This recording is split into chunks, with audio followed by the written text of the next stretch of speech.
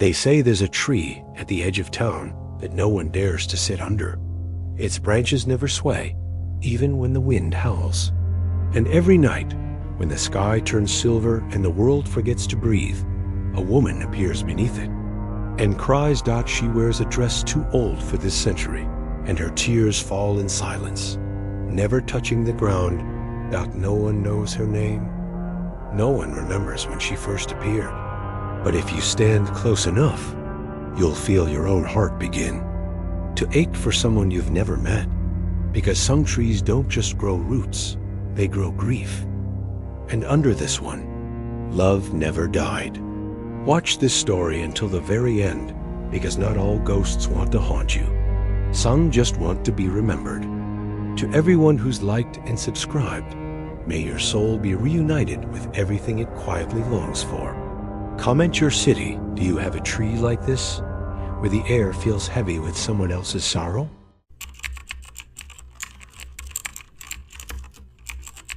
At the edge of a small town, just beyond the last flicker of streetlight, there stands an old tree. It leans slightly, like it's listening. Its branches stretch wide, but not upward, never upward, as if it's protecting something or someone. People walk past it quickly. Some even cross the road to avoid it, because every night, at exactly 11:11 p.m., a woman appears beneath it and begins to weep.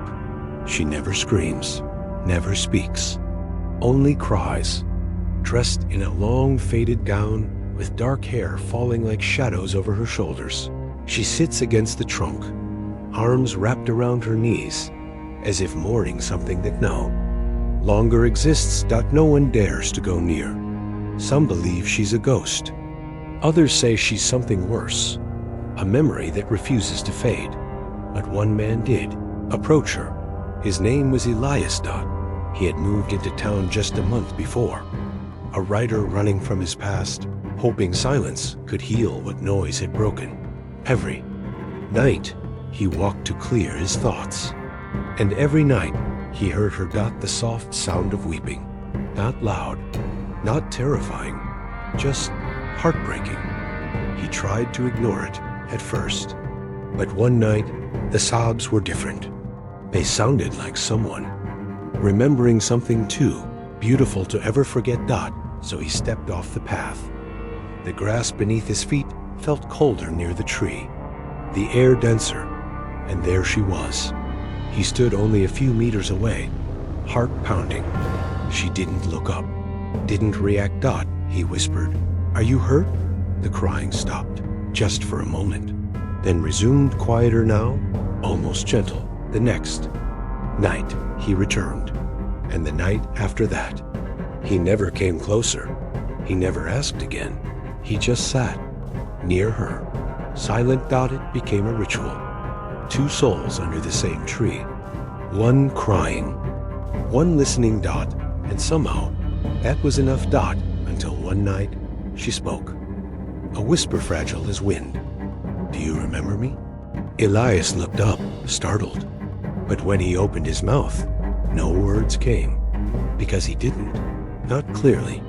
Just fragments, flashes. A girl, a promise. A field of golden trees. And a goodbye that never happened.